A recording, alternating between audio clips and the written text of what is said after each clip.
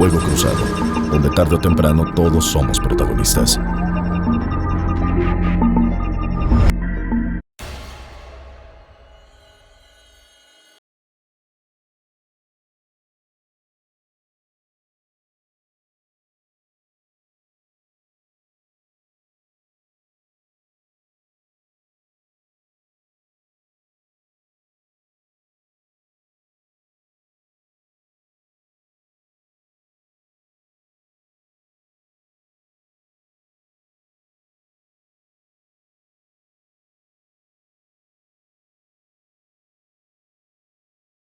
Tardes, noches. Y bien, el nombre de este programa es Fuego Cruzado. El mío, Lilia Arellano. Y bueno, pues continuando con nuestro programa del viernes anterior, tenemos a dos grandes conocedores del derecho, ambos con doctorados, con trayectorias muy importantes dentro y fuera del país, en la cátedra, con experiencias que sin duda hacen de su opinión una enseñanza para todos nosotros que es invaluable. ¿Cómo le va, don Jacobo? Bien, que me encanta que me diga usted Jacobo. Me trae muy buenos recuerdos de mi abuelo paterno. ¿Verdad que sí? ¿Verdad que sí? A mí me encanta. Don Jorge Ricardo. ¿Qué tal, Lilia? ¿Cómo le va? Estamos? Muy bien, gracias. Un placer estar con ustedes. Sus respectivos apellidos tan famosos ya están en este momento en el ¿cómo le llaman? ¿Cintillo? En el banner, en el en cintillo, el banner. así es, para que además parte de su trayectoria también aparezca en estos banners y la gente pues pueda apreciar a fondo cada una de sus opiniones. Y bueno, yo quisiera recordarles que estamos en un sexenio bajo una administración presidencial que se comprometió a combatir la corrupción, obviamente a su madre, la impunidad, y bueno, a establecer un Estado de Derecho que hasta la fecha todavía nos trae muchas dudas, sobre todo cuando se trata de los procedimientos judiciales, de lo que se le otorga a uno y de lo que se le niega a otro. Al señor Emilio Lozoya, por ejemplo, el hecho de que pudiera declarar en contra de quienes ocupaban cargos superiores, porque tengo entendido que hacia abajo no se puede, y denunciarlos, pues le ha permitido una serie de canonjías, entre otras, pues estar libre, poderse ir a Valle de Bravo a jugar golf, ir a Ixtapan de la Sal a darse un masaje, o venir a comer a los mejores restaurantes de Polanco, ahí de Mazarik o del sur de la ciudad, etcétera. Disfrutar de todo aquello que a Rosario Robles le fue negado y que en fechas muy recientes ella misma señaló que la Fiscalía pretendía que ella hiciera una serie de denuncias para que pudiera tener también una serie de beneficios. Desde el principio y dadas los conflictos de interés que había con el juez, le fue negada seguir un proceso en libertad. En fin, ¿por qué a unos sí y a otros no? ¿Por qué el caso de Rosario Robles, acusando una asociación delictuosa, una delincuencia organizada, es ella la única que permanece en prisión y nos olvidamos de otros señalados como Cebadúa, como Sosamontes, como los rectores de las universidades que fueron señaladas y de los tecnológicos como parte de esta estafa maestra? En fin, no vemos más que a una sola persona enjuiciada. Son errores en la aplicación del derecho, son criterios que sigue un juez, así deben ser los protocolos. ¿Qué pasa? Bueno, definitivamente no debiera haber distinciones en la aplicación de la ley, ¿no? Finalmente todos y todas somos iguales ante la ley. Pero pues hay el tan codiciado o publicitado, mejor dicho, criterio de oportunidad. pero también la habilidad de algunos representantes legales. Pero bueno, usted lo pone esto en la cima de la opinión pública, lo que está a la vista de todos, pero a Juan Ciudadano también le pasa. Desafortunadamente la justicia a veces es clasista. Quien tiene acceso al dinero puede pagar los mejores abogados o puede encontrar justicia para sus procesos en cuanto serían de desaparecidos o de feminicidio. En cuanto a los casos que usted refiere, bueno, finalmente la verdad solamente está, como decíamos, en el expediente, ¿no? Quien tiene acceso al expediente, a la carpeta, puede saber por qué encontró ciertas facilidades que se rumoran, a mí no me constan, pero no dudo de los medios y sobre todo de los periodistas que tienen tan buena influencia hoy en día en escribir y en evidenciar las realidades de este México que vivimos. Yo creo que lo que aspiramos es que a todos se les aplique la ley por igual. ¿O tú qué opinas, doctor? Bueno, me parece que tienes toda la razón y me parece que hablando de los temas específicos, el criterio de oportunidad tiene su fundamento en el procedimiento penal norteamericano. Es decir, te declaras culpable y negociamos a quién me vas a entregar a cambio de beneficios o no. Una figura que traemos al derecho mexicano que es discrecional, que se aplica en forma discrecional, y tú decías, ¿por qué a Rosario no y por qué a Lozoya sí? Bueno, pues Lozoya me parece que es una pieza elemental como un testigo colaborador dentro de un proceso penal que se sigue, pero aparte se trata de copiar la figura del informante que está protegido y tutelado en el derecho norteamericano y en el derecho extranjero y que se trae aquí. Tú te recordarás con el nuevo formato que tiene la Secretaría de la Función Pública del ciudadano colaborador o el chismoso, como muchos periodistas le llamaban. El sapo. El sapo, efectivamente. Y entonces tienes dos esquemas. El esquema administrativo, en donde colaboras con la Secretaría de la Función Pública para temas de corrupción e investigación, y el criterio de oportunidad dentro de los criterios y dentro de los principios que se dan en el derecho positivo mexicano, que es en el sistema penal acusatorio que hoy en día tenemos. Y en el tema de Rosario, me parece que cuando una persona no colabora o no quiere colaborar cuando la autoridad lo propone, el Ministerio Público en específico, pues difícilmente le otorgan estos beneficios y estos criterios. Parece a la lógica y suena a la lógica como una especie de discriminación, sí, pero sin embargo lo que busca el derecho en un momento dado es la forma de obtener prueba y evidencia para poder sancionar el delito de corrupción, que por cierto es el delito desde mi punto de vista más difícil de investigar y más difícil de llevar a juicio con sentencias condenatorias. Yo recuerdo una experiencia que no sé, ya te he comentado, que un gobernador, que voy a omitir el nombre por razones obvias, nos llamó y nos pidió asesoría para poder meter a la cárcel a su exgobernador por actos de corrupción, y me daba 100 días para investigarlo y tener todas las pruebas. Y en esa junta yo le comenté y le dije que en 100 días era imposible investigar los actos de corrupción y acusar a un exgobernador por esos actos de corrupción. Y el asesor jurídico de este gobernador me dijo, licenciado, pues si las pruebas ahí están las casas, los ranchos y todo. Le dije, sí, ahí están. ¿Y cómo lo vinculamos a que ese bien, esa propiedad, se obtuvo por medio de dinero ilícito que provenía justamente de la corrupción? Entonces podrán estar ahí las figuras o los monumentos de la corrupción, pero si no tienes una investigación que evidencie con la prueba, que muestre claramente cómo se obtuvo ese bien a través de los actos de corrupción, pues caes en lo que caemos siempre, que es la impunidad.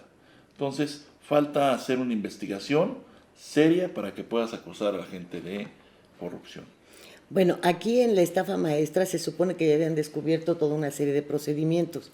Sin embargo, repito, ¿dónde están los rectores que supuestamente participaron en esto? ¿Dónde están los que elaboraron de alguna manera los videos o todo este material con el que supuestamente eran contratados y no se había realizado nada? ¿Dónde están los nombres de los demás? ¿Una sola persona pudo haber llevado a cabo la estafa maestra? No lo creo. ¿Dónde está esa carpeta de investigación? Ahora, eso en lo referente a Rosario Robles, y a ver, ahora me lo contestan, pero con relación a lo que mencionabas, pues se supone que hay autoridades, inclusive fiscales, que participan en esto. Tenemos ahí al señor Santiago Nieto haciendo también investigaciones sobre cuentas bancarias. Si tú tienes a lo largo de tu vida una serie de empleos en el sector público en donde recibes un salario X, ¿verdad?, sobre el cual pagas tus impuestos, se supone que no tienes negocios porque la función pública no va empatada con las inversiones privadas. No puedes tener casas en Miami, no puedes tener departamentos en Houston, no puedes tener una residencia con la cual no puedes comprobar. Y un ejemplo muy claro, y hay que decir los nombres, ¿por qué no? Enrique Jackson. Cuando sale la revista Caras a circulación, hacen una entrevista a quienes entonces eran aspirantes a la presidencia. Entre ellos sale Enrique Jackson. Y dice que él fue una especie de niño descamisado. Su casa era de techo, paredes y piso de tierra. Bueno, pues acumuló una fortuna lo suficientemente importante como para que opinara que ahora su modelo de autos es Ferrari, sus corbatas Hermes, etcétera, ¿verdad? Y nunca se le conoció un solo negocio, una empresa, una paletería, una papelería. ¿Cómo puedes forjar esas fortunas? ¿Cómo puedes encontrarte, por ejemplo, podríamos ejemplificar muy bien en Abelardo Carrillo, el exgobernador de Campeche, que tocaba bongoes en la zona de Tolerancia, cuando pues a la CTM le piden su candidato a gobernador, y entonces don Fidel, ¿verdad?, pues decide que sea Abelardo Carrillo, un músico que cobra pues cada vez que toca en la zona de Tolerancia y después termina con una gran fortuna en el bolsillo, ¿no?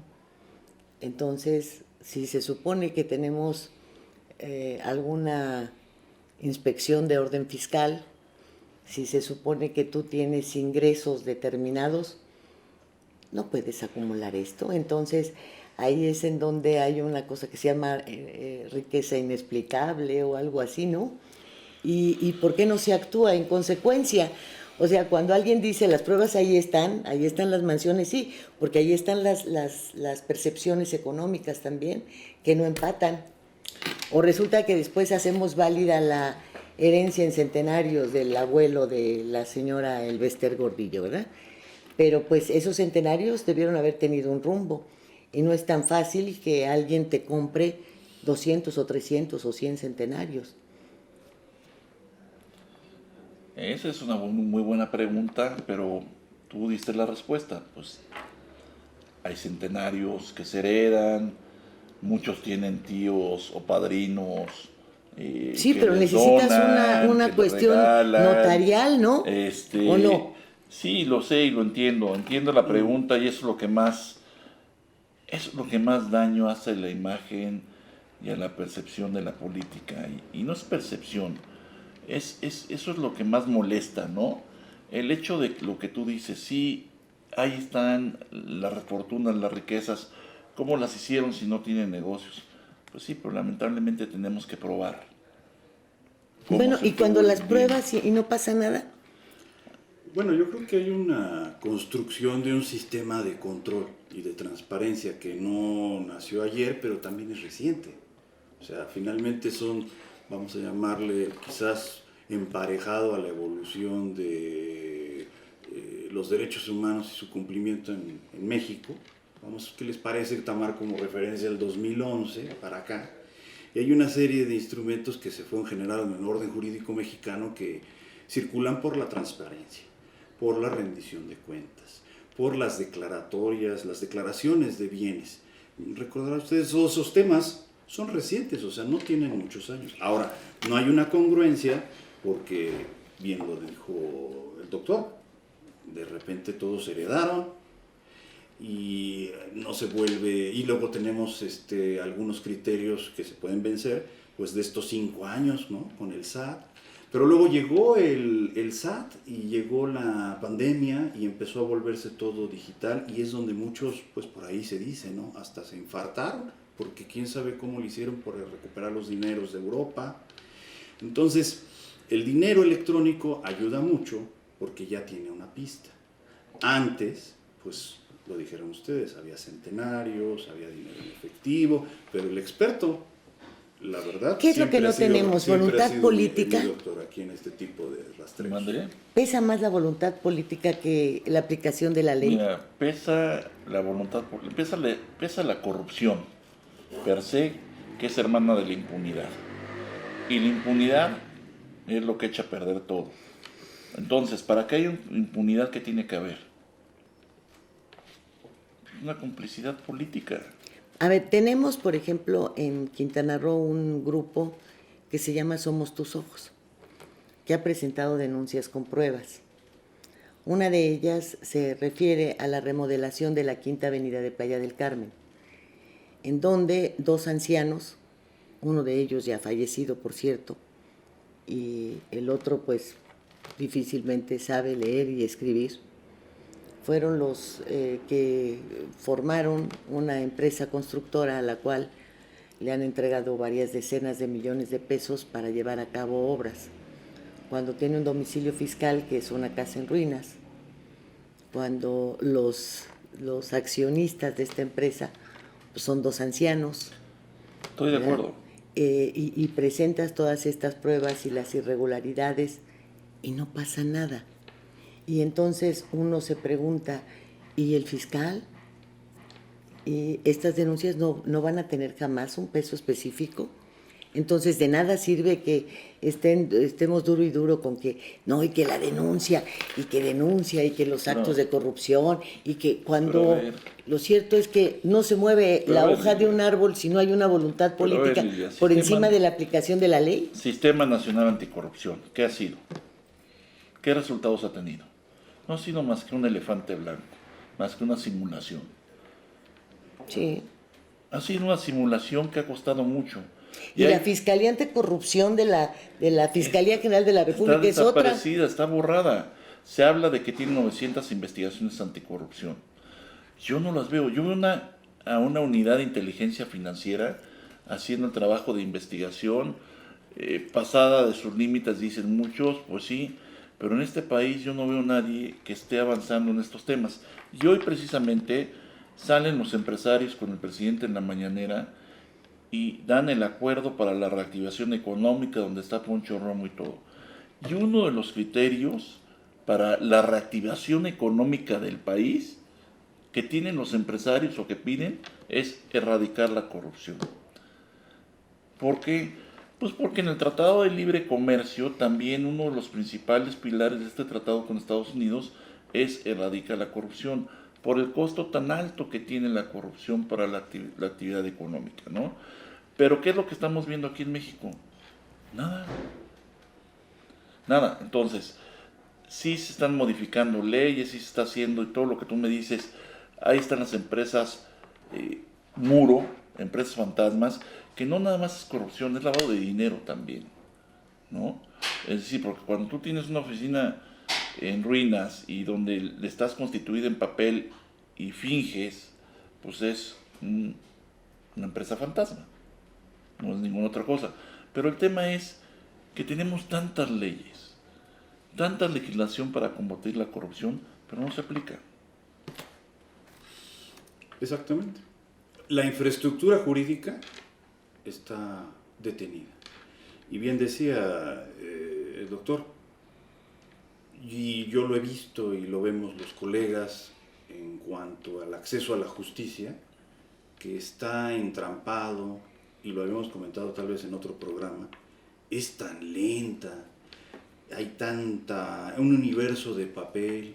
¿De qué sirve denunciar si tengo que volver a ratificar y me vuelven a entrevistar?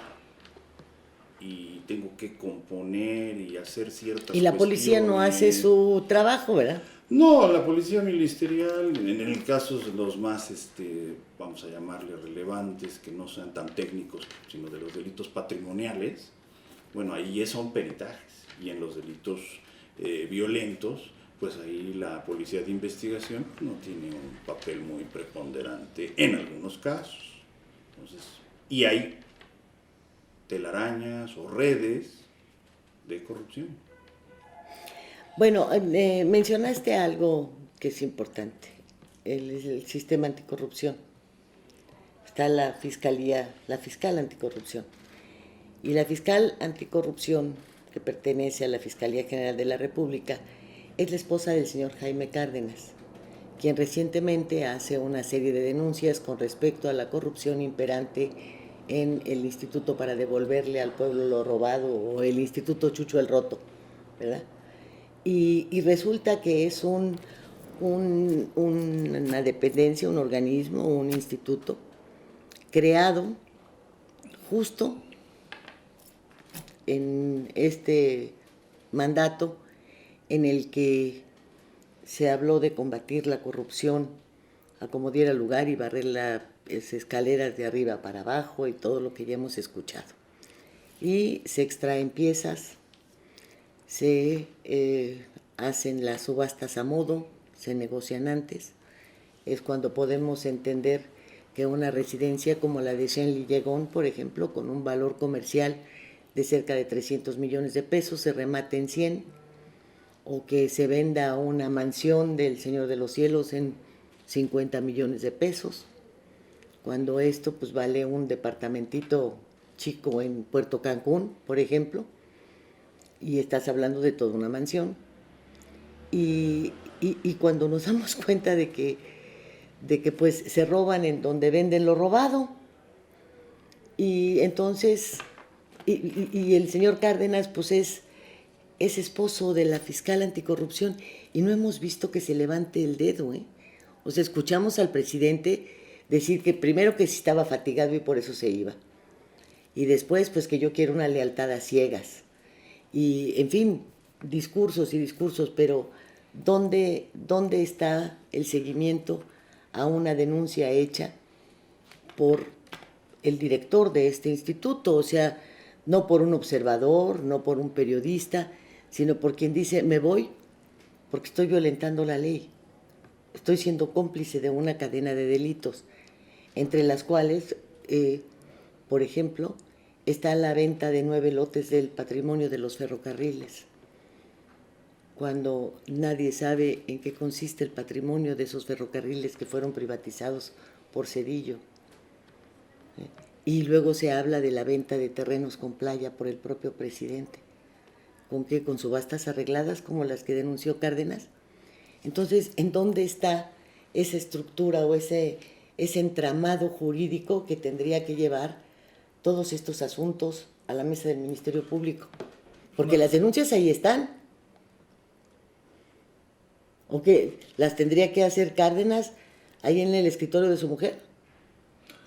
Pues las tendría que haber, pues sí, se tenían que presentar las denuncias como deben de ser, ¿no? Y le correspondería en el escritorio de la mujer, y a la mujer le correspondería en un momento dado excusarse por un conflicto de interés y que sea investigado por otro fiscal. Es lo que procede conforme a derecho. Por eso hablo de la simulación del Sistema Nacional Anticorrupción, ¿no? Ahora, lo que pasó en el instituto no es corrupción, es un robo, ¿no? A simple vista.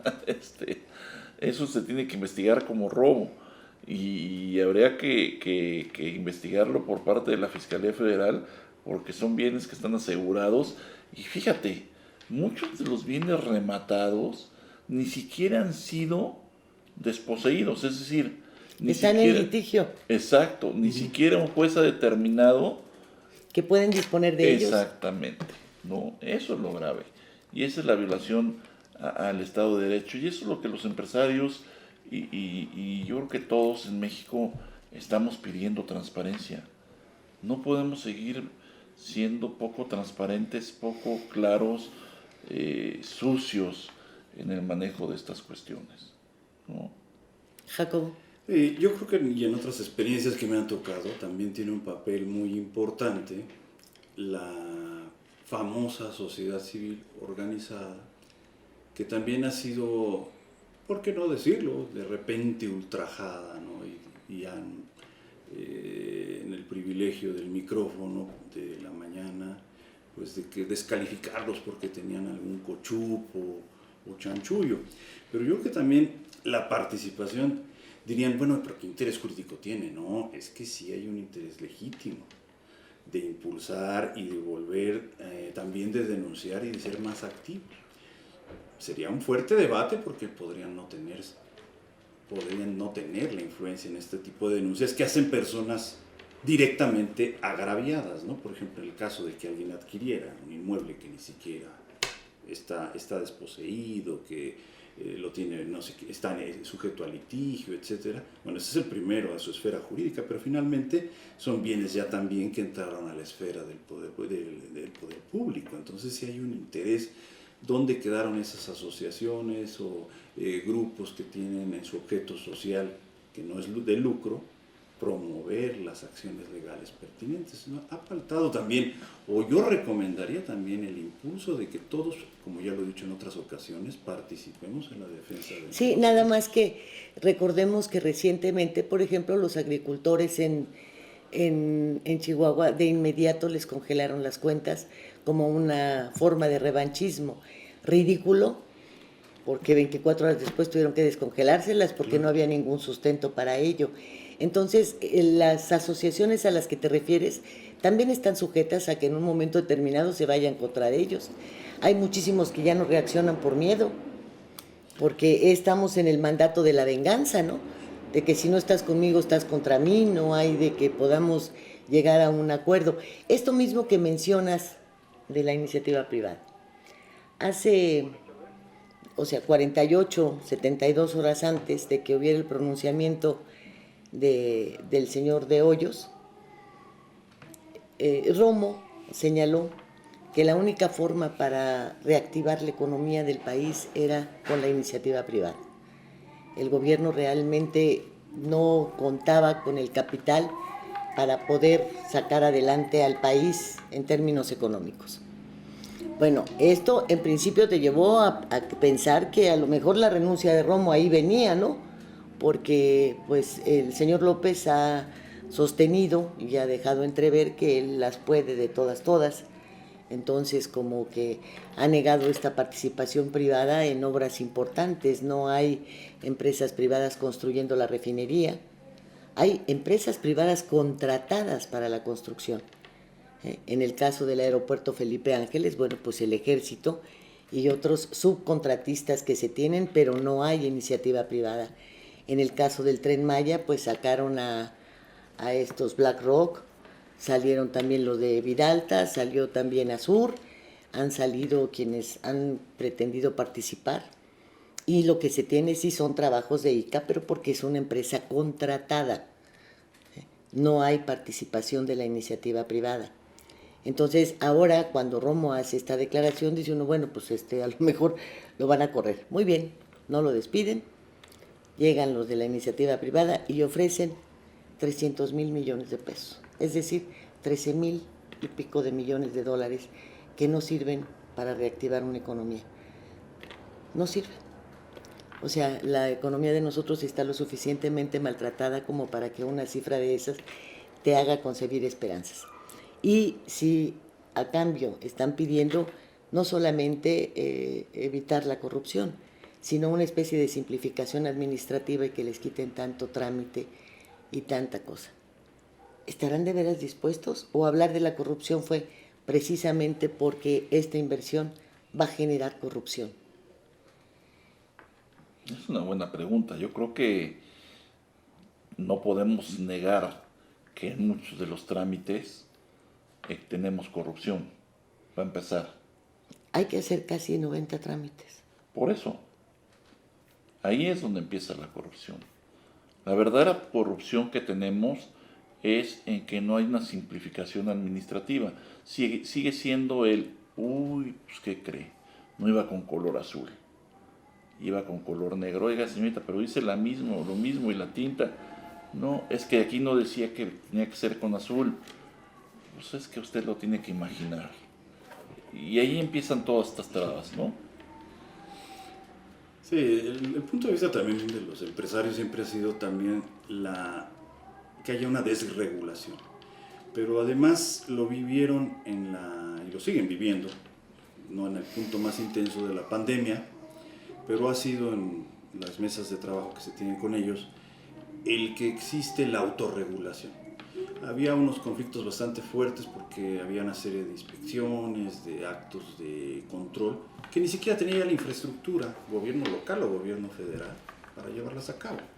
Tenían que confiar en la autorregulación empresarial, que ha sido uno de los principios de la responsabilidad social empresarial, si lo recordamos.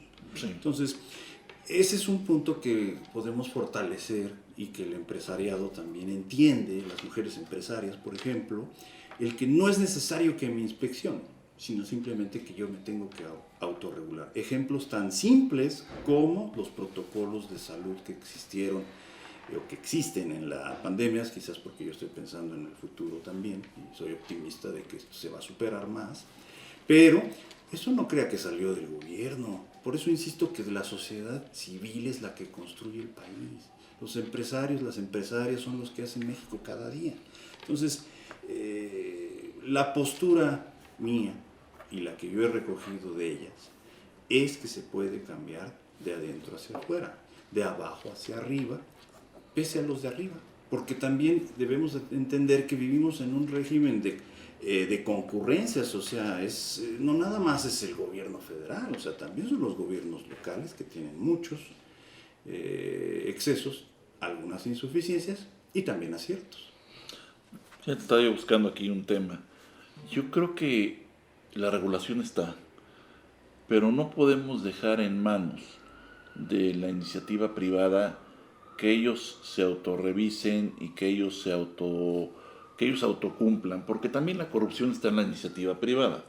Y en la iniciativa privada hay más corrupción, y lo digo con fundamento y con experiencia por lo que yo he vivido, que en el propio gobierno. Yo creo que aquí es una corresponsabilidad y el gobierno tiene que empezar a exigirle a la iniciativa privada que cumpla con la regulación que está, porque la iniciativa privada no cumple con la regulación que está. En Estados Unidos, en Europa, el combate a la corrupción es con los reguladores, es decir, están las leyes, pero el regulador, Comisión Nacional Bancaria, Secretaría de Hacienda, COFEPRIS,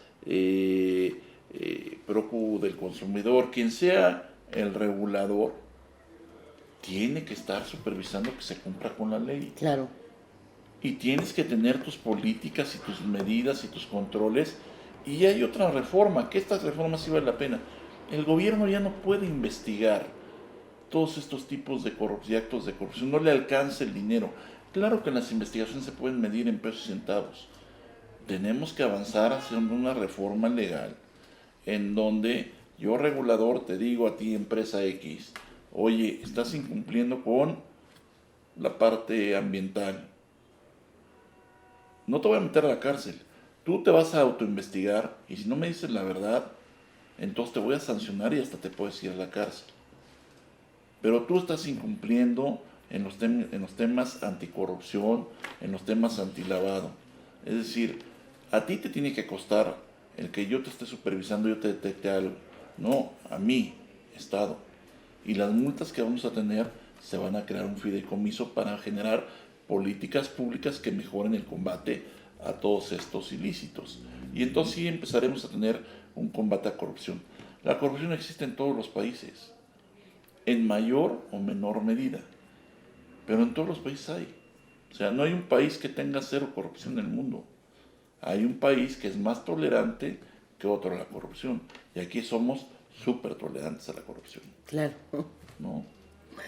Porque esto me lleva, bueno, yo creo que una de las acciones plausibles, sin duda, de este gobierno fue cancelar todas estas condonaciones de impuestos que llevaban a que las arcas públicas tuviesen un vacío importante con tanta condonación, con tantas, de alguna manera, renglones benevolentes a la hora de que los grandes empresarios, los gigantes en México, pagaran impuestos. Ellos tienen la posibilidad de pagar despachos de fiscalistas muy avesados en la evasión fiscal y obviamente ahorrarse verdaderas fortunas. Me parece que negar condonaciones, negar todo esto, ha sido una de las medidas afortunadas de este gobierno. Pero, y aquí es en donde está el pero, como tú dices, no hay regulaciones, no hay quienes estén investigando y están saturados de fundaciones que no te condonan impuestos, pero vas a empezar a aplicar fuertes cantidades a tus fundaciones que finalmente ni se puede comprobar que estén los beneficios directos hacia quienes ellos dicen que van sus objetivos, ni tampoco se comprueba, nada más sigue siendo otra evasión fiscal brutal porque no tenemos quien regule. Tenemos de los que tú has mencionado, todas son un fracaso, todas, COFEPRIS, la Profeco, la Conducef. La Conducef no es capaz de hacer a los bancos respetar las leyes como esta de que no puede obligarte un banco a que tú tomes una empresa aseguradora, que son las que ellos te determinan, que tienes que ir con el notario que ellos te fijan, que tienes, y la COFEPRIS no hace nada, es incapaz de enfrentarse a un banco, y la Profeco es incapaz de clausurar nada, y COFEPRIS, pues ya los vimos autorizando esos tapabocas que se reventaba la cosa esta para detenerlos, ¿no? Entonces, ¿de qué sirve? Cuando nos topamos con situaciones como la del Infonavit, por ejemplo, ¿qué haces? Hubo un contrato para movilidad habitacional de 5,000 millones, que se le entrega a una empresa de la familia Saga, ¿verdad? Bueno, que lo firma Murat, quien ahora es el gobernador de Oaxaca, y que bueno, pues tampoco se... Y que lo paga David Penchina, y que paga 5,000, y que de repente aparecen los Saga y dicen, pues aquí están los 2,000 millones que me dieron a mí, y oye, pero pues eran 5, pues los otros 3 averígüense a ver quién se los quedó. Y el gobierno dice, y el fiscal presume un chequezote y viene para acá. ¿Cómo? Si es una tercera parte de los trabajadores, otra tercera parte del empresario y una tercera parte que ya se pagó en años anteriores de dinero del gobierno. ¿Por qué se lo van a apropiar? ¿Por qué dicen, estos 2,000 millones los vamos a usar? Creo que en ese momento dijeron que para 30,000 becas para estudiantes, dijo el presidente, porque de inmediato los asignó. ¿Por qué si no es su dinero? Entonces, ¿dónde están las regulaciones? ¿Dónde está el derecho? Y ahí viene la participación de las grandes firmas consultoras que tú dices, que en este caso en específico, fueron avalados por Deloitte. Deloitte hizo una auditoría de viabilidad, si estaba bien lo que se pretendía hacer en ese caso, y Deloitte le dice al entonces director del Infonavit, conforme a regulación, está permitido que hagas lo que pretendes hacer. Y entonces también entras en esta complicidad de corrupción, y no estoy diciendo que a Deloitte se le haya dado algo de dinero, pero es una complicidad. No, tuvo que haber cobrado. Cobró sus servicios. Es una complicidad, y así como Deloitte podemos hablar de todas las demás, y de todos los despachos que entran en esta... pues en esta línea gris entre el deber ser y el no ser, ¿no? Yo creo que esta parte es bien importante porque hablabas tú hace un momento de las gentes que tenían condonación de impuestos. Bueno, en su momento eso sirvió, pero eso no quiere decir que lo tengas que llevar a lo largo de la vida. A mí, en lo personal, sí me da mucho coraje, o me da mucho coraje que grandes empresas con una vuelta evadían el pago de impuestos, pero tú que trabajas y que eres cautivo, tienes que pagar impuestos. ¡Ay, cuidadito! Y se te pase un mes, porque vienen sobre ti. No, y te tratan como narcotraficante. Cuidadito. Entonces, yo también celebro, yo creo que también ha habido cosas buenas, no todo ha sido malo. Me parece que el gobierno sí estaba muy inflado, demasiadas posiciones que se inflaron con director general A, director general B, director general C. Oye, pues estaba consumiendo mucho en la parte de arriba, no en la parte de abajo. Entonces yo creo que ese adelgazamiento, esa austeridad sí era necesaria, ¿no?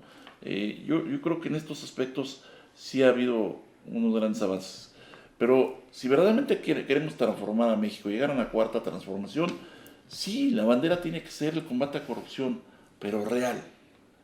Pero no puede ser real. A ver, cuando la cuñada de Marcelo Ebrard es nombrada como responsable de una aportación de aproximadamente 700 millones de pesos para Honduras, para implementar 2 programas de los que se siguen aquí, Sembrando Vida y Jóvenes con Futuro, bajo un supuesto de apoyar al gobierno de Honduras.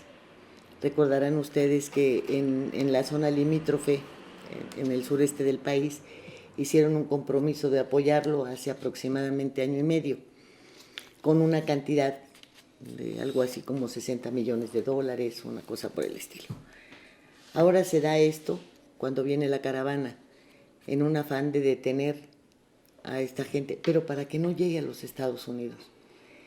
Y yo me pregunto, ¿está México en posibilidad, en plena crisis económica, de mandar dinero para allá?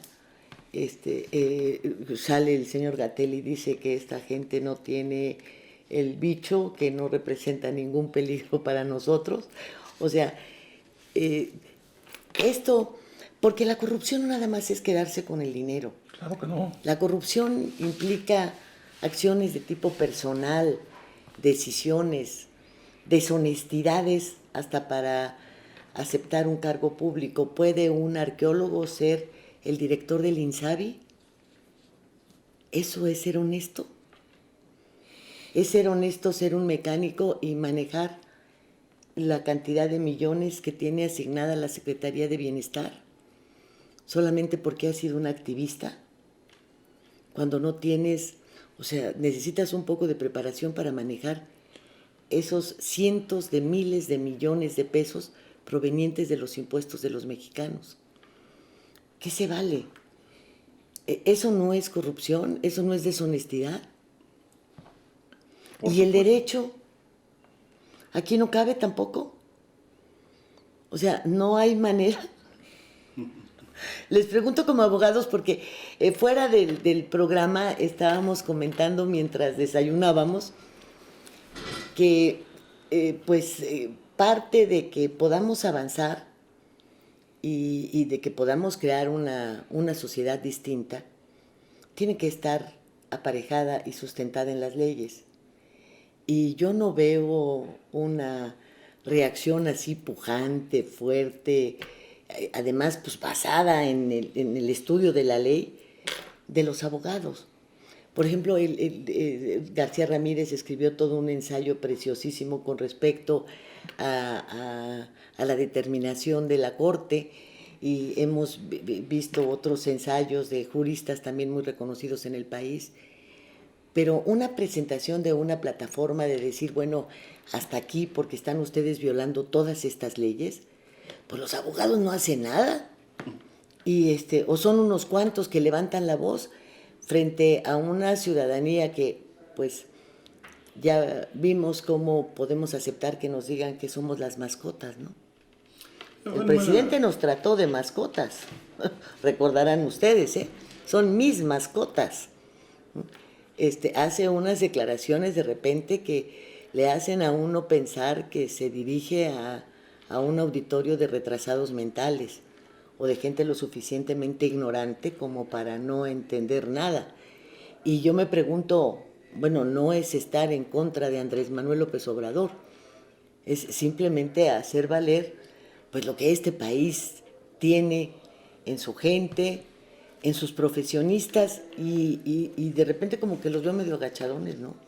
Ahorita que mencionabas a los abogados, las abogadas, y víctimas también de la pandemia, hubo un tiempo, recordaban esos primeros meses de marzo, abril, mayo, bueno, le cerraron los tribunales y enfrentaron, y yo estoy refiriendo al grueso de los abogados, ¿no?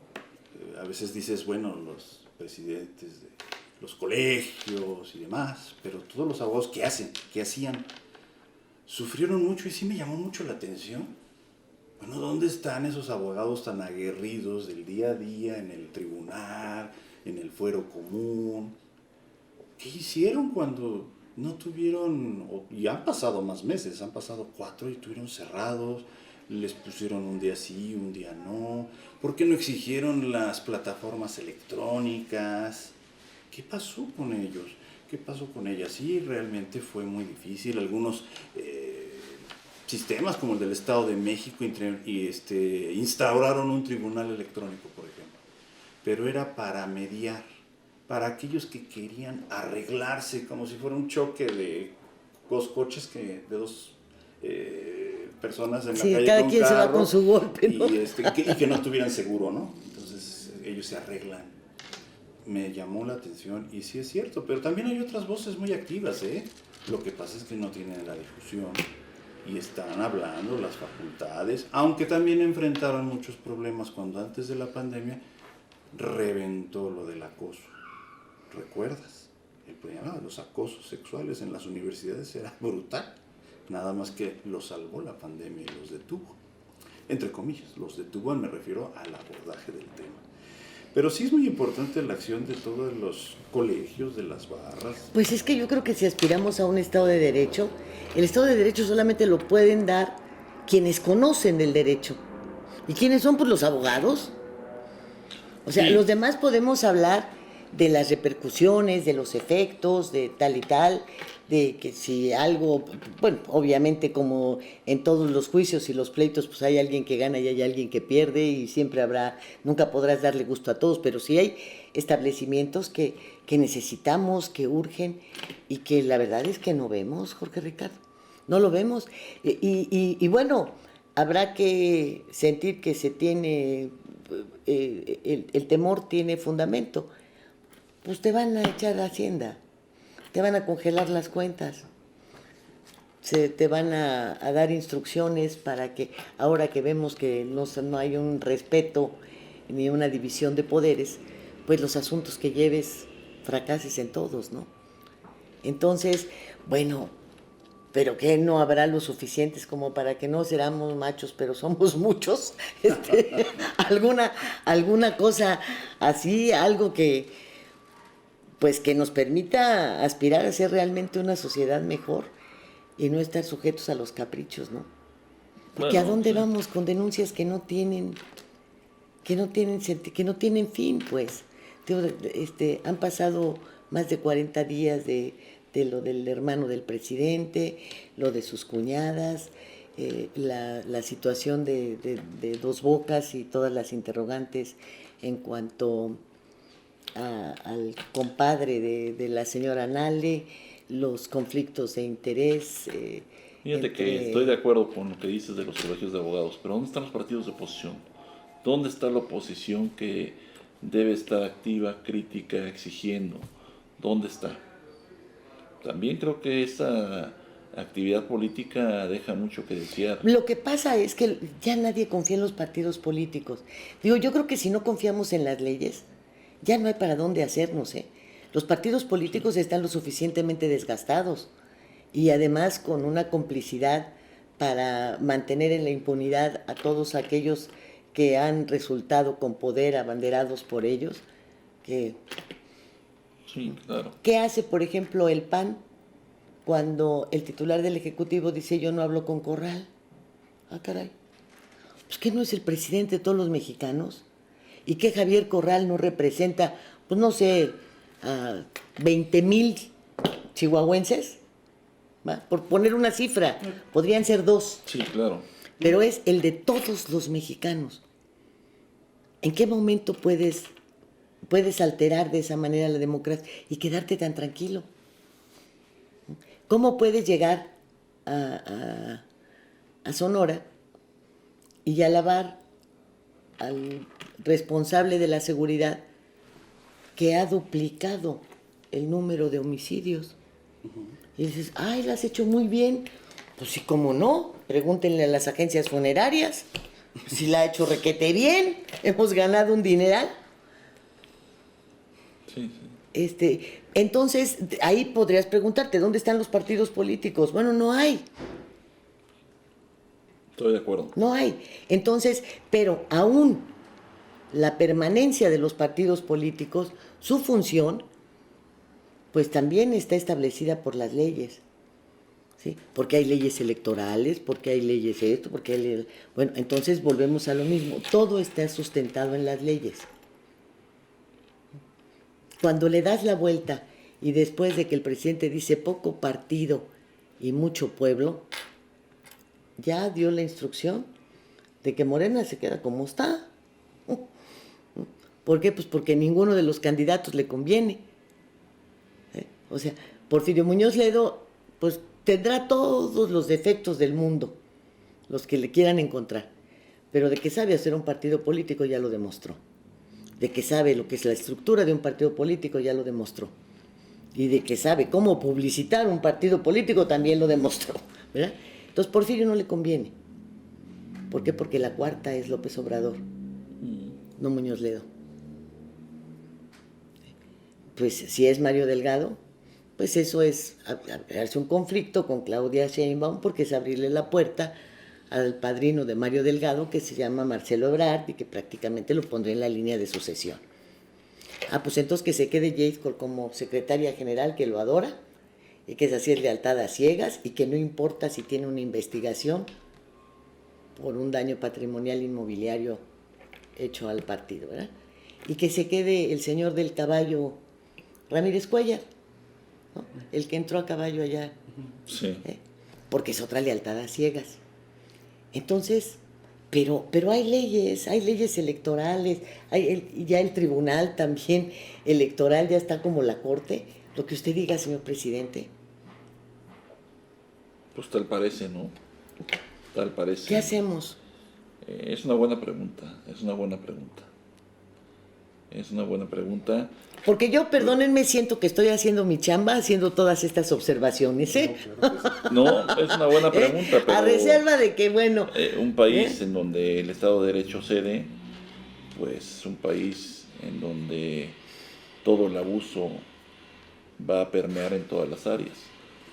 Y la sociedad se va a empezar a debilitar de una forma, pues, arcaica, ¿no? Vamos para atrás, en vez de ir para adelante. Y sí, definitivamente los defensores del Estado de Derecho, pues, es el Poder Judicial y somos los abogados en el día a día que tenemos que salir a pedir el respeto al Estado de Derecho. Y creo que ahí sí falta mucho por hacer. Y tenemos que hacer mucho las organizaciones y los colegios. Pues sí, porque todos tienen catedráticos importantes, gente con mucha experiencia, pero ¿y el manotazo cuándo? Bueno, tú sabes que las que yo represento sí dan manotas y dicen palabras muy antisonantes y no me parecen los abusos a las víctimas y las familias. Pero seguramente muchos abogados y abogadas coinciden con nosotros y no pierdo la esperanza en ello. Somos muchos, ¿verdad? Somos muchos. No creas que estamos cerrados de ojos o que no estamos aquí y que creemos en la solución pacífica de los conflictos y en nuestra genialidad intelectual, no la mía, sino la de otros, para poder abordarlos.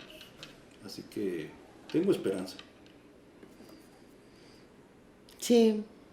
Que Claro. muera el último. No, pero me quedé pensando hace un momento cuando hablabas del acoso en las universidades, ¿no? Y de... Ese es un ejemplo de corrupción, de Bueno, que existiendo un régimen jurídico no se aplica. mira, Y interesante tema.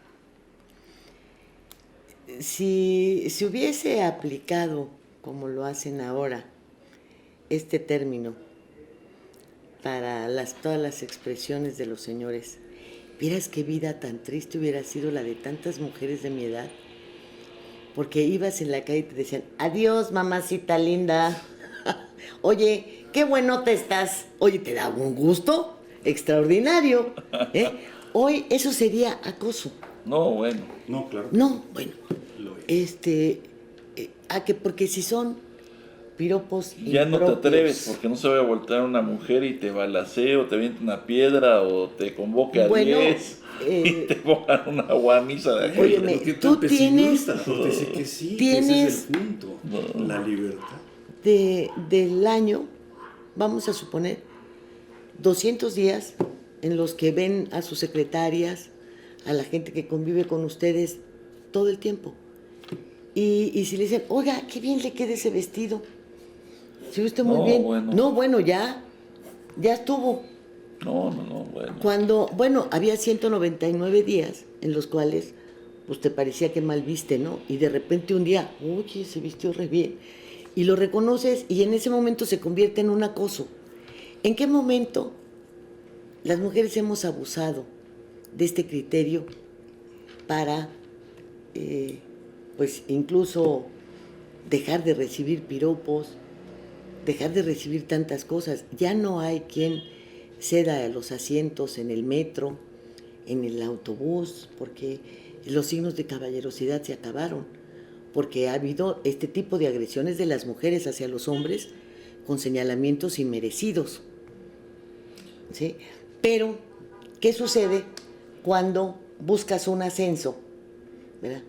Y te agachas a recoger un papel y le pasas la teta por la cara al fulano que te va a dar el ascenso? El hombre no podría decir, oiga, espérese, ¿me está usted no acosando? ¿Me quiere obligar a que le dé un cargo que no se merece porque estoy muy bruta? A ver, ¿qué pasa? ¿Por qué la condición humana ha variado tanto que nos lleva a estos extremos? Mira, yo considero que es un tema En donde más- ya la relación humana se fraccionó, dejó de tener el atractivo que tenía. Porque si no, ¿de dónde salen las Juanitas?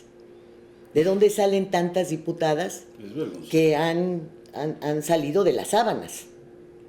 De las sábanas de gente que maneja el poder en sus estados. Eso no. Pero que tú le digas a alguien, oiga, qué bien se le... Oye, qué bonitas piernas tiene. No, ya no. No. ¡Qué barbaridad! Y déjenme decirles que esto a mí me apura muchísimo porque en los términos en los que yo puedo concebir el acoso, yo digo, yo de estar tan fea que nunca me acosaron. Nunca jamás me acosaron, ¿no? El hecho que diga que se le ve muy bien ese maquillaje, ese corte de pelo se le ve extraordinario, que tengas una serie de atenciones, que acompañes a la gente a la esquina del camión, porque no vaya a ser que la asalten. No, pues ya quién sabe qué estará queriendo, me está acosando. Digo, porque sí me da muchísimo gusto que se defienda a las mujeres cuando sus demandas tienen un auténtico sustento.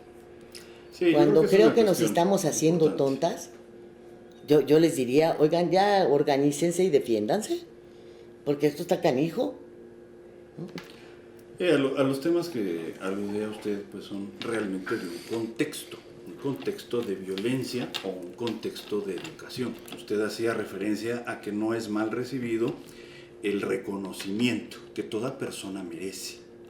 Hay un reconocimiento siempre, pero todas las mujeres y todas las personas sabemos cuándo es otro contexto. Y inclusive en un juicio por abuso sexual, por el capítulo de delitos sexuales, aquí lo que existe es el contexto, es una situación de género, es una situación de violencia, es una situación de subordinación. Usted lo hacía de alguna manera referir en que se buscaba el ascenso, el logro, la recompensa mala vida, pero eso depende del contexto. O sea, no hay personas que tienen, y lo podría asegurar el público, que tienen una relación sumamente respetuosa con su jefe y que nunca ha habido una descontextualización en recibir un reconocimiento. Sin embargo, es muy diferente cuando no se va a conseguir. Eso dices hasta el momento en el que la despiden, licenciado. Cuando esa buena relación termina en un despido, todo aquello que se aceptó y que se tomó en un contexto, se voltea. Y lo hemos visto. Claro. Se voltea completamente. Tú puedes ver tener una relación excelente, tal y tal, pero de repente vino un error muy grave o un conflicto, viene un despido y entonces, no, es que me acosó, porque me decía, no, pues quédese más rato, no, pues me dejaba sola, me invitó no, a comer. pues me invitó a comer, y entonces todo aquello que durante años inclusive lo tomaste de una manera, se revierte. Entonces, yo sí digo, bueno, volviendo al Estado de Derecho, ¿verdad? Están todas las leyes, todas hechas bajo la condición humana. Una condición humana que debe abrir criterios, y en este caso los criterios los aplica el Poder Judicial, pero sobre leyes lo suficientemente bien sustentadas, y no las tenemos tampoco, ¿eh?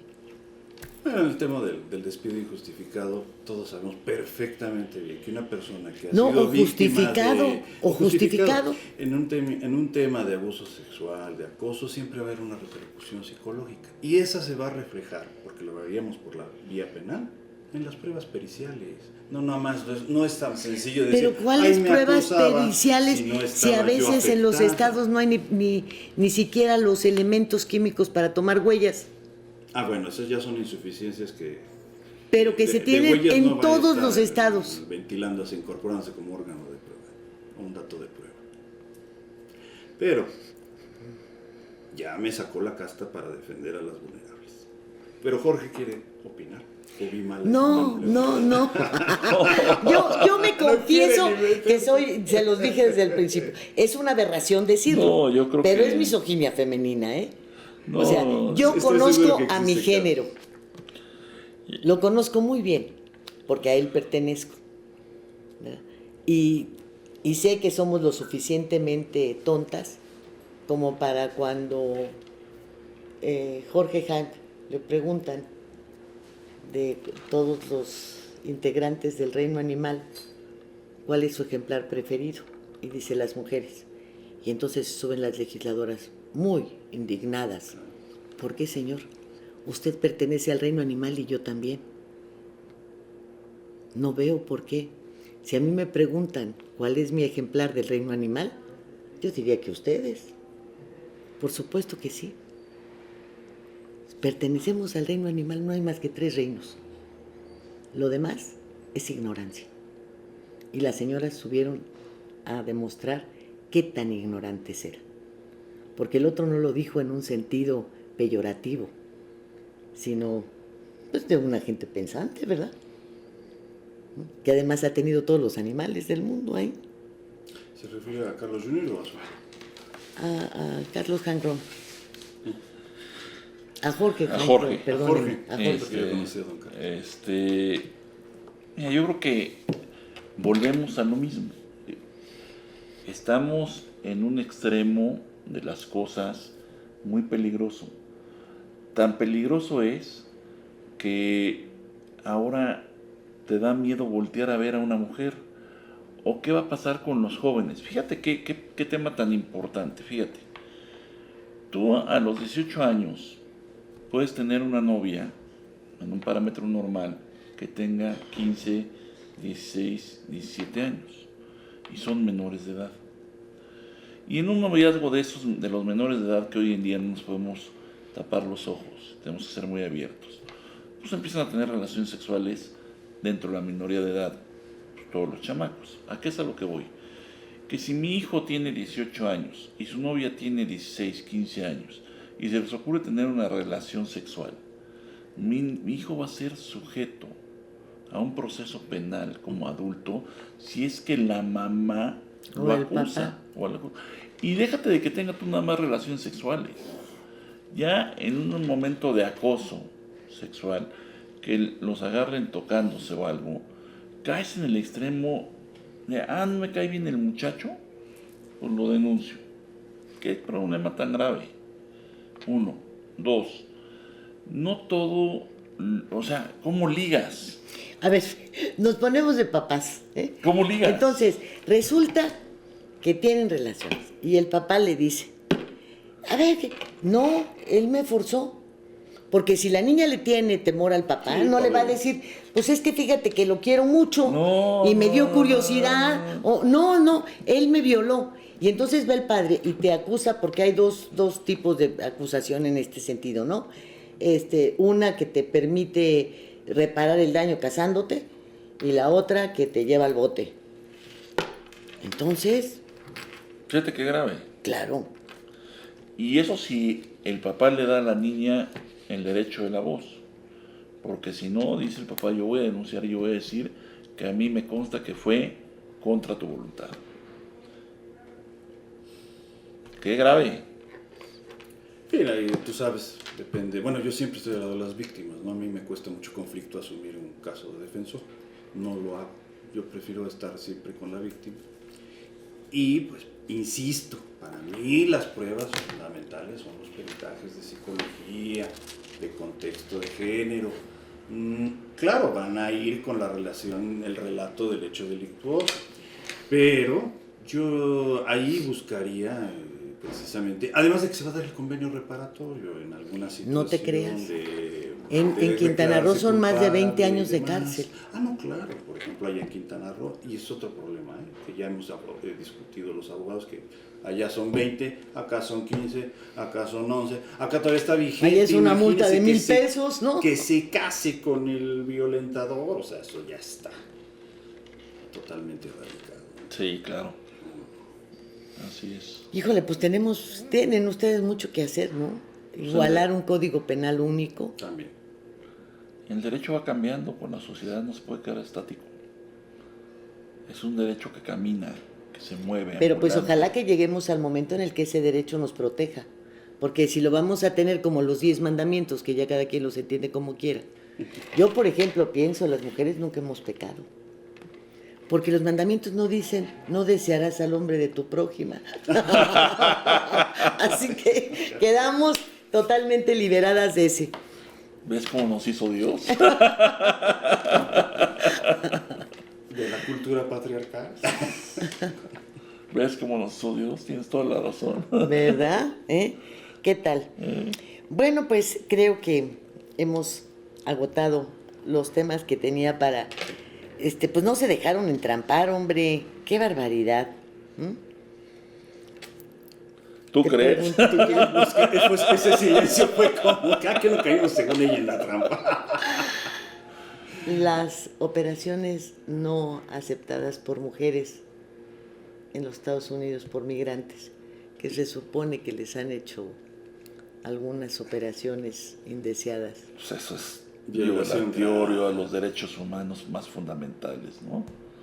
Y no nada más de las mujeres, también de los hombres, porque igual sufre, tiene que ver con un tema delincuencial y tiene que ver con un tema de derecho humano, ¿no? Tema fenómeno delincuencial, pues las tienes confinadas, supuestamente sujetas a un procedimiento migratorio o de proceso penal, y ellas de repente se quejan de que pasó algo en su cuerpo. Bueno, pues puede haber hasta tortura en ese caso, ¿no? No sé qué piensas tú. Bueno, para mí es una violación muy grave, y hasta el 5 de octubre la Cancillería había hablado de entrevistas, lo cual se me hace una poca, o por lo menos lo que ha ventilado en los medios.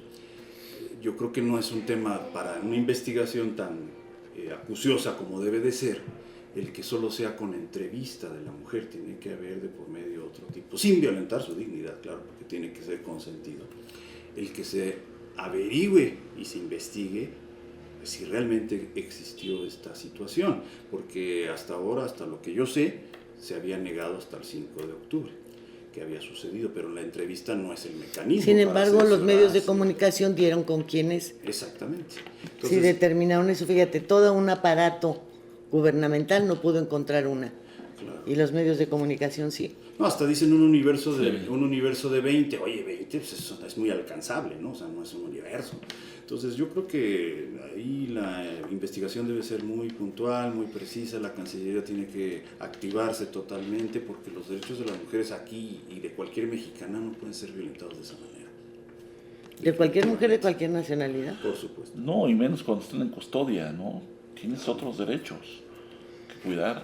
Bueno, nada más para cerrar. A ver, al señor Zedillo con relación a la matanza de Acteal, ¿se acuerdan ustedes?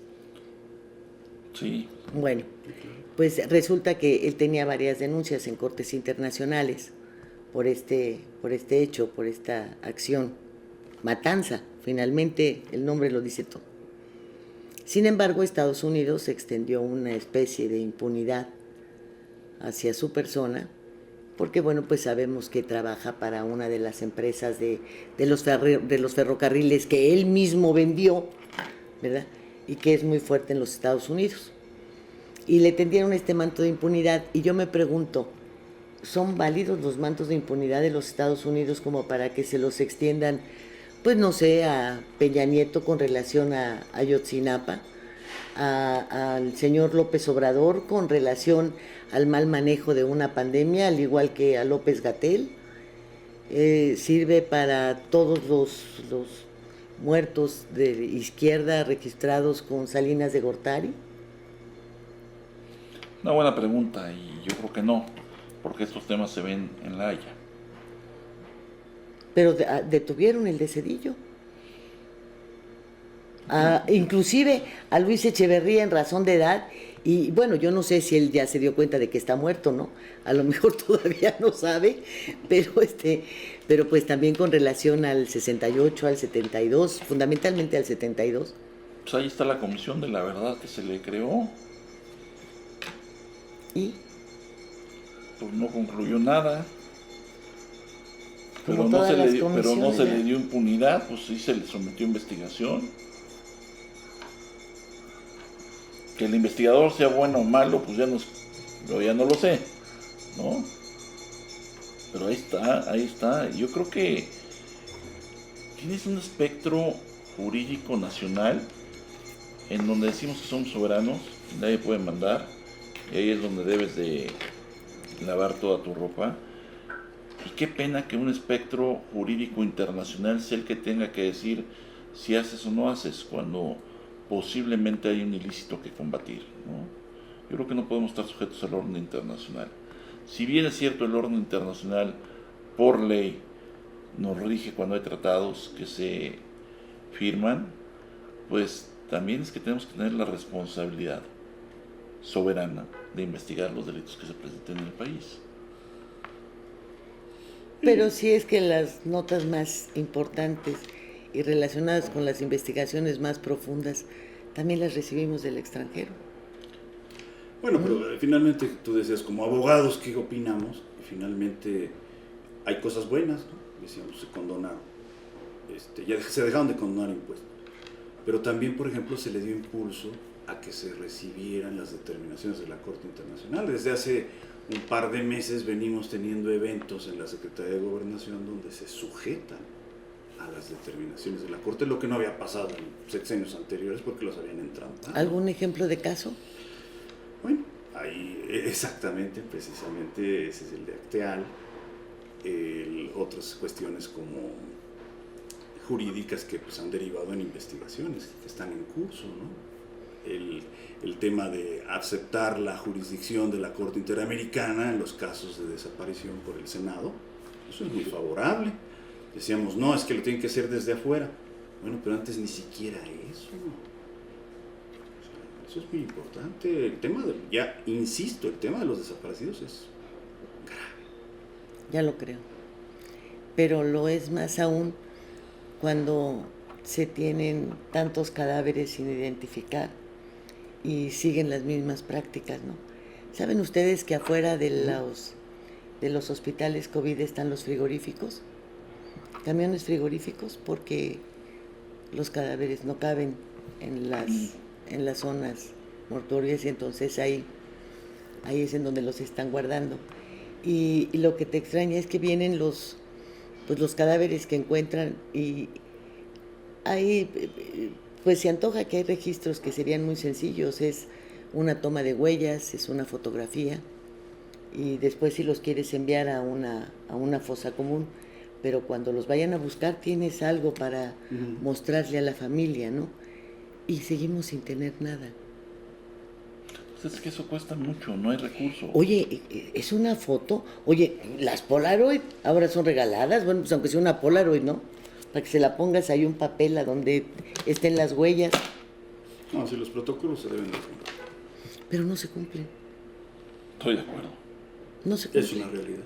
Recuerden ustedes que había trailers circulando por las carreteras con cadáveres ahí. Eso Y que ahora no están circulando, están afuera de los hospitales COVID para llevarse a la gente a cremar. ¿Y serán las cenizas de tu gente? ¿Tú crees que si no los registran debidamente en vida, lo están haciendo con los fallecidos? ¿Por qué hay tantas disposiciones en los hospitales? Pues porque la gente ya no se quiere ir a morir a los hospitales. Es cierto, Ya no. Muy real. ¿Y qué cuando aplicamos la ley en esto? No, pues ahí sí no los puedes obligar a que vayan a los hospitales, ¿no? No, a castigar a quienes no están haciendo su trabajo. A castigar a quienes no están haciendo su trabajo. Es una buena Porque pregunta. no hay manera de que compruebes si las cenizas son de tu gente o no. Sin embargo, por la ausencia de protocolos y de inspecciones, sabemos que esto, por desgracia, está sucediendo. No, bueno, por supuesto. Pues no, yo creo que no estábamos preparados para esto y... Bueno, pero ya pasaron 7 meses. ¿No te parece que ya es tiempo de que estuviéramos preparados para esto y para más? No, y de que lo asimilemos, que es algo que ya se quedó. Estoy de acuerdo, Lilia, pero... Y no estoy justificando, Ni lo entiendo ni lo justifico. Simplemente lo que estoy diciendo es, si no estábamos preparados antes de la pandemia y teníamos estos problemas, pues con la pandemia pues teníamos que caer en estos errores. Pues sí, pero Y los faltas de errores humanidad. tienen un tiempo. Y Es faltas de como humanidad. tienes diabetes, pero nunca has tenido un coma diabético. Gracias a Dios. Cuando te da, bueno, no sé si tengas, es un ejemplo, pero cuando te da aprendes a reaccionar de Sí, manera claro. inmediata, ¿no? O sea, el propio peligro te está llevando. Ahora, esta situación ya nos debió haber llevado a tomar muchas medidas que no se toman Sí. y que tiene que haber responsables, porque Licenciada Arellano, lo que pasa es que usted está buscando un responsable en todos estos actos y nosotros no tenemos la y que respuesta. no creo que sea solamente el único responsable el presidente, como no creo que la única de la estafa maestra sea Rosario Robles, como tampoco creo que el peor abogado sea Juan Collado, ¿no? No, que va a ser. Pero bueno, vamos al abogado. Creo que hay Hay peores. peores, Y no están en la muchísimo peores, Y que conste que ya al ministro Luz María Aguilar ya le digo Lucho de cariño, En fin, señores, una última participación, por favor. Espero que no sea quejarse de mí. En absoluto, al contrario. Yo agradecer la oportunidad, porque es valiosa, porque he estado muy a gusto, porque son temas que nos interesan, porque hay muchos que se quedan también. Y decir gracias debe de ser siempre una actitud muy buena en una oportunidad tan valiosa como esta. Yo creo que nos quedamos con muchas tareas. Sin duda, como periodista y en estos programas pones sobre la mesa temas reales, situaciones reales, nos dejas pensando y reflexionando, y creo que por eso tenemos que estar agradecidos, porque sí, el papel de los colegios y de las organizaciones de abogados en estos momentos debe ser más activa, más proactiva, un Estado que no respeta los derechos humanos, que no es otra cosa más que el derecho, la norma jurídica de buena convivencia, pues va a ir a una sociedad violenta y en donde va a operar la ley del más fuerte y vamos a volver a los abusos. Entonces yo me quedo con la tarea de encontrar cómo hacer que los colegios podamos ayudar a la sociedad a proteger los derechos fundamentales, por un lado. Y por el otro, pues me parece que es de suma importancia reflexionar sobre todos los temas que hablan de la corrupción y de la impunidad. Yo creo que aquí es donde tenemos que decir ya basta de impunidad. Yo les agradezco infinitamente su presencia y créanme que mucho me gustaría que, no sé si a través de los colegios o con una representación, hicieran una especie de observatorio legislativo y fueran a las reuniones de las cámaras y se dieran cuenta de cuáles van a ser los efectos, cuáles son los antecedentes, todo lo que ustedes saben sobre derecho y que se está aplicando en las nuevas leyes y que luego ya después nos quejamos. Pero yo creo que en el caso de los abogados no se vale quejarse como en el caso de los ciudadanos que somos ignorantes del derecho. Nosotros solamente podemos ver las reacciones que vienen sobre la masa. Ustedes tienen los antecedentes, ustedes saben hacia dónde va y qué tan aplicables pueden ser. Entonces, tal vez dándoles una miradita a los diputados para que sepan que no están solos y que no pueden seguir legislando con un cuerpo de asesores que obedece instrucciones de vayan ustedes a ver quién o de ya saben quién, cualquiera de las dos. Eso ayudaría mucho, ¿no crees tú? Yo creo que sí, definitivamente yo creo que sí. Los abogados tenemos que tener más representación en los congresos, definitivamente. Así es, tanto en la Cámara de Diputados como en la de Senadores, en cualquier lugar a donde se esté o formulando leyes o se estén aplicando leyes. Creo que esa sería una tarea que ustedes harían al servicio de la sociedad y que para todos sería invaluable. Así es. Como invaluable es que usted nos haga favor de seguirlos. Muchísimas gracias. Hasta el próximo viernes.